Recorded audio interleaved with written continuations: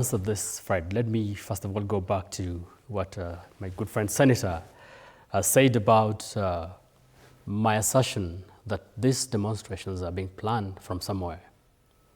And he says if we got people that we know have planned this thing, we need to tell them to the police, and the NIS are there to tell us who these are.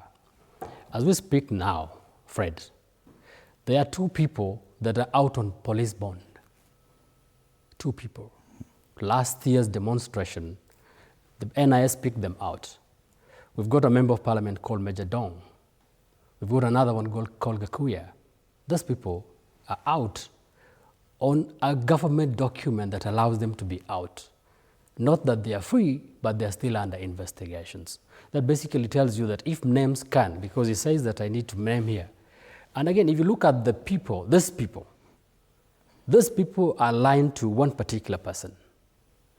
One particular person that was also, and the reason why we are saying, oh, they could be a big, and I like what my friend said, that they could be some pressure from the top to the junior police officer. Could be. That term could be is linking the police to somebody else. And so if we can mention names here of members of parliament that are out, picked out by NIS, flashed out and taken to court, and that they, based on our constitution, get a document to be out of jail, those people are linked to an individual. And so I could also say the same thing like he says. These people could be linked to somebody, and that these demonstrations are planned. In any case, Fred, today we might not be talking about commemoration of the people who died. We could be talking about another demonstration. In fact, yesterday, if you look at the papers yesterday, it was shocking for one person to say that he's going to ban Kenya. Very shocking, very shocking. In fact, that is basically what tells us that this thing is planned. If somebody can wake up yesterday and today we've got demonstrations. True, Fred, the desertion in the streets here is a good testimony to you and to the world that Kenyans are very aware that these are not demonstrations, these are not commemorations. For example, you can see the entire Parliament Road has been sealed off using some special fence. The entire place has been sealed off, it's true. But let me tell you. That memeans you will not be able to access it. The fact that the streets are empty today tells you that Kenyans, not me and not even you, every Kenyan knows that what is going to happen here is not peaceful demonstration, but battles on the streets. People have closed shops. But let me tell you, Fred, the sad thing is the people that are planning for this demonstration are taking some very sumptuous breakfast somewhere, watching the screens. Are you saying there are no genuine protesters who are just simply trying to commemorate? They could be genuine protesters. I'm not rejecting. In fact, I could be a genuine protester myself because the constitutions allow me to go and protest. But if I go in there and then they are genuine protesters, those that have obtuse thinking about what is happening in this country, then will come and destroy people's property. In fact, Fred, as we always commemorate this kind of deaths, Fred, I'll tell you, we also need to commemorate the loss of property, the loss of dignity to our city. Okay. Again, for me to come to the question as to whether this should be declared a public holiday. Fred, how many public holidays will we have? Because since this independence, we've had events in this country that will call for public holiday. If we start to say every event become a public holiday, I'll want a public holiday for the Morocco massacre. In 1984, Pokots were massacred in thousands, not in hundreds, in thousands. We've got what we call the Gawagala massacre, where people were massacred in thousands.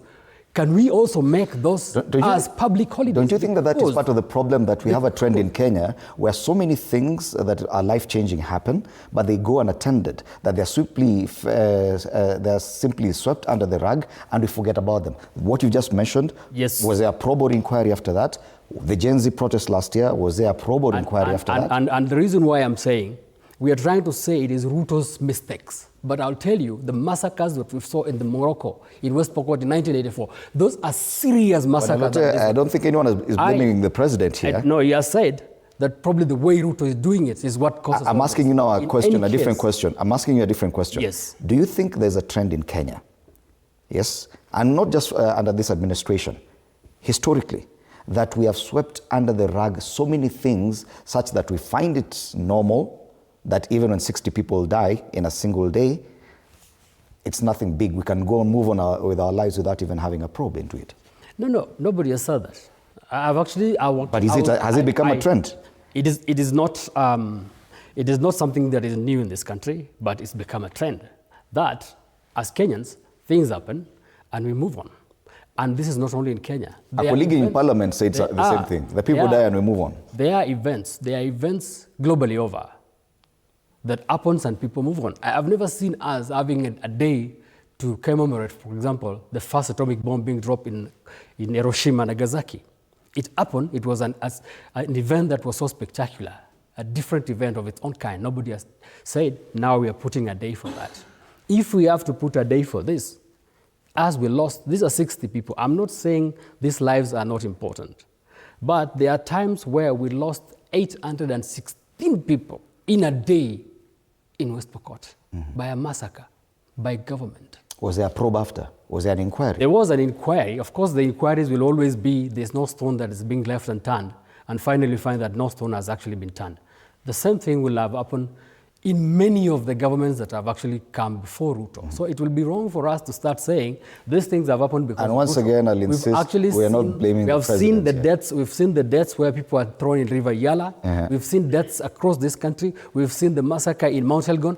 These things have continued in government. So what we only need to do is do not try to point a finger and falsify the government. Now, let us as Kenyans sit down and say, for how long will we continue with this? And I can see that even you will not be able to access your offices today because this is the other entry into Parliament Road, totally sealed by police using special wire. And this is the route from directly from Uhuru Highway. We've seen that intersection, the roundabout at Holy Family Basilica has totally been sealed. You cannot access Parliament Road through that end. Probably we try and see if at all from the Haile Selassie Avenue, if at all there could be entry, because I'm sure Harambee Avenue has also been sealed. Senator, same question. Without looking at it with the current political, through the current political prism, we've had these issues, even the Sabasaba demonstrations in the wake of the multiple